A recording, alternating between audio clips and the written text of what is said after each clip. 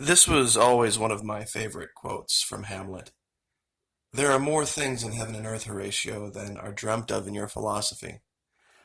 I think what we have found in Antarctica confirms that. There are questions that no one is asking, and those that ask those questions are labeled as crazy. Some have asked if I've questioned my sanity. I think we all do at some point. Anyone who's a free thinker, anyone who tries to challenge the status quo, at some point is probably going to have to ask themselves, why am I doing that? Well, there's a story out, and it's over on Fox, about these 12,000 German freedom fighters that fled after World War II to Argentina. Now, the world was a very different place in the late 40s. And I truly believe that Argentina for them was a gateway to even a newer world that had been discovered. South America hadn't been explored. Itself was very rugged, and you could disappear places, and many did. The reason it's made Fox, of course, is because there's a bunch of mammon worshippers out there that want to get a hold of the bank accounts, the Swiss bank accounts that have these funds in them. And of course, that's their god, so that's what they direct their energies toward. But if they truly did escape to Antarctica and had found some place underneath the ice that was habitable, and we've talked about, of course, the source of heat being the volcanoes, the copious amounts of fresh water, the volcanic soil being great for growing things, there would have been hazards. And one of those things that's very basic is carbon monoxide and carbon dioxide. One of the earliest finds that I had made, and I want to share it with you guys, and it's a simple find, was this. You see, had they been searching for a good place to settle in one of these large underground caverns, they might have stumbled across a cavern where things were growing better than anywhere else. And it might have been warmer, but that probably was evidence of carbon dioxide being trapped, or carbon monoxide, or both. And given that it's poisonous, it would have been a problem, and they might have learned the hard way.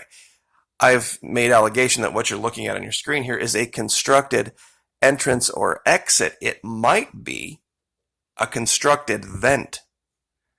And it's very hard to get a scale on this. But as you can see, this has a very nice flat cut platform, a nice beautiful arched entry. And I've measured this before for people, but I'll measure it again just so anyone who's new can see how big this is. We'll go ahead and measure in feet real quick. Across the front,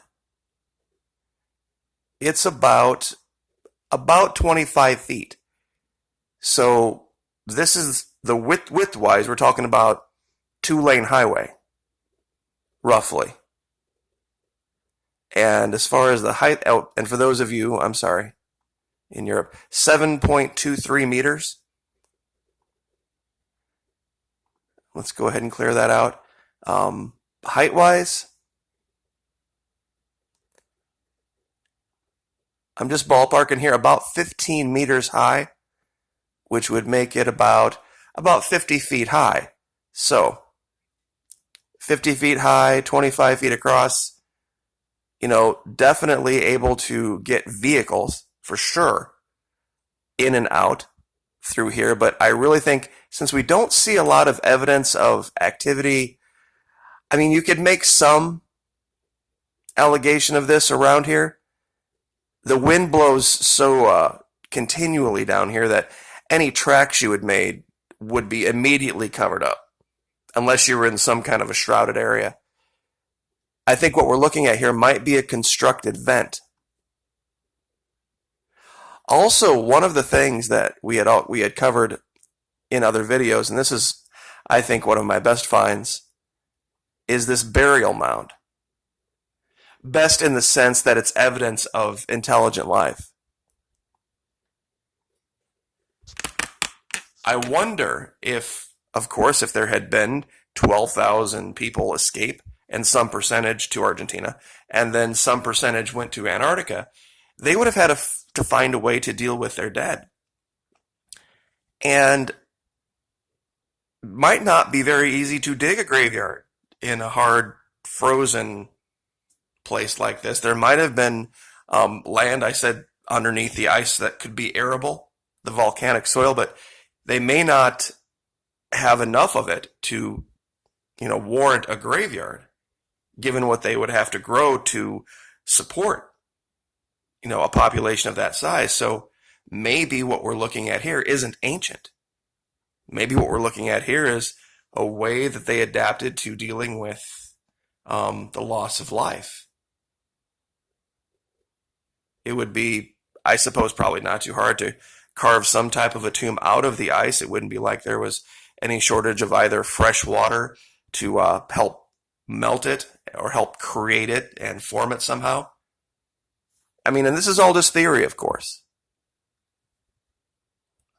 Because when you look at this and you zoom out from where it is, it's the side of a mountain, and you can see that wherever the constructors of this came from, they had to have known a little bit about why this had to be where it is, because they put it outside and they left the top open because they would have known that decaying flesh would give off, unfortunately, not trying to be gross, but it gives off gases and things that are poisonous.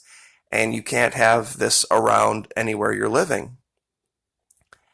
One of the strangest things that I found in this region, and I know we've covered this before, but it still bears looking into. Directly above this, there are markings. There's a V. There's what looks like a standard pi symbol next to it that looks like a 2. And I've made allegation even an R. And you can look at this a couple of different ways. This is upside down. Very strange stuff. Yesterday, I had shown this walled fortress right here. And the reason I was in the region is because this is where everything would have coalesced. Because this is a volcano. And I wanted to show this. And out here in the center, and I don't know how anyone could explain this. See if I can bring this up. I want to show how the opening up here, see how completely flat it is with no disturbances at all, except strangely here in the middle. And there are these 3 points that are equidistant to each other. And look what's at the top here. Now this is very kind of generally speaking close to that other burial mound that we just showed right here. See how you have the perfect circle around it? Something is here sticking up out of the center of this caldera. And I wonder if it's some kind of a vent.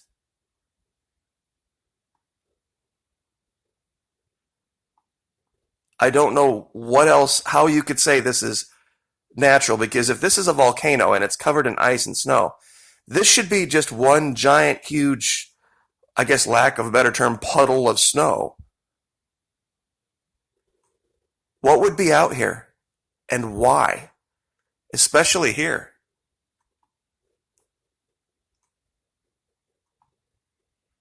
And I guess we'll do a quick measure on this too. Let's see, I guess we'll start by measuring across this circular region. About 90 feet, 91.69 feet, which is about 28 meters, 27.95 meters across. This structure here in the middle of it has a height of about 10.5 meters or 34 feet. And across, we'll go across the bottom here, about 24 feet, or about 7.3 meters.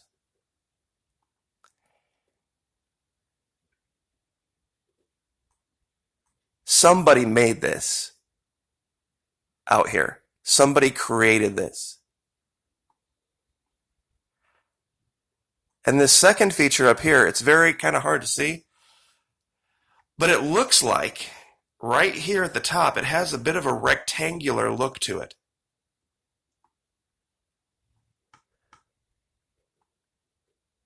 And the weird part about this, and I'm going to show this because it's just phenomenally crazy. The chances of this being natural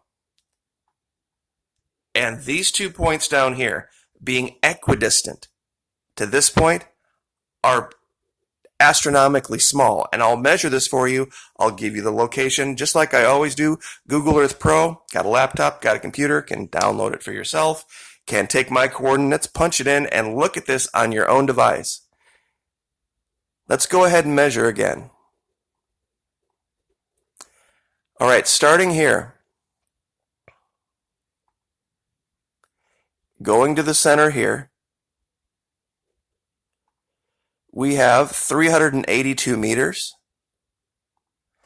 or 1,254 feet. Okay? Now we're just going to take this line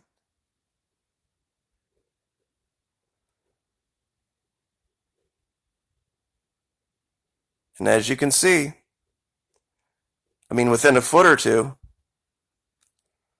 the exact same distance, 1,254 feet, 382 meters.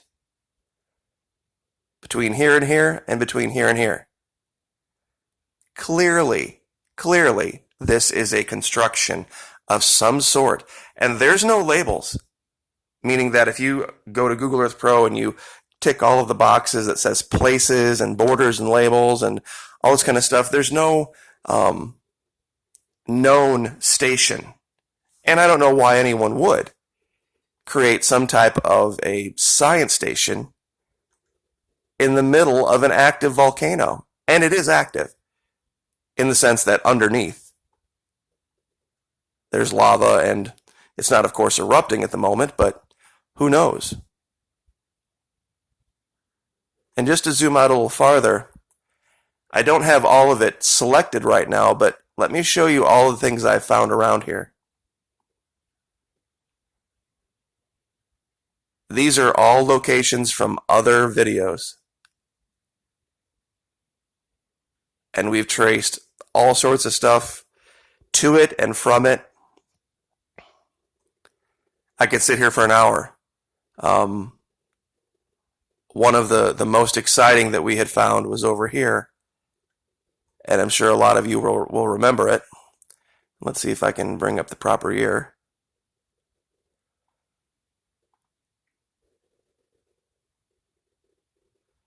Oh, here we go.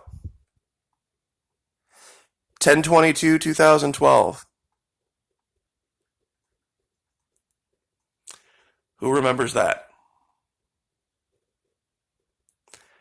I'm actually more curious about what this is next to it.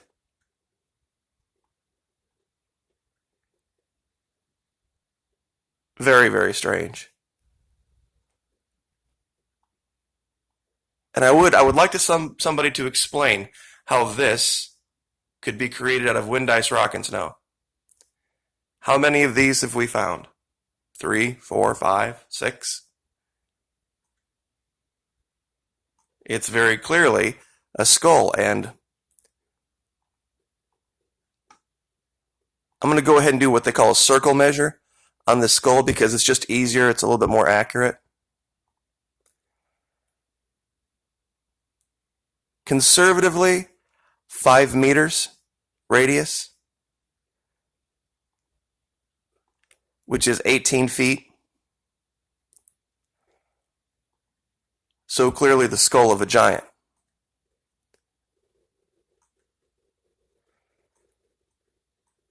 Right on the edge of this volcano. if there were people living down here, this would be where they would have looked to settle. Why? You have the volcano, you have the volcanic heat, you have the volcanic soil, you have the ability to grow vegetation. Of course, the heat would turn ice to water, probably underground rivers. And you would have access to pretty much everything you would need. And all you would need to probably do is figure out venting. And I'm sure the vast majority of it would vent itself. But you would more than likely have to do some of your own. So I'm going to continue to look in this region, and I guess we will leave with just going back to this, and because I always like to leave with something that even naysayers would have to scratch their head at. How could something like this just occur, especially with two 90-degree angles here and this nice, perfectly formed archway here? So thank you, everyone, for all of your continued support. Like, share, subscribe, and we will see you next time.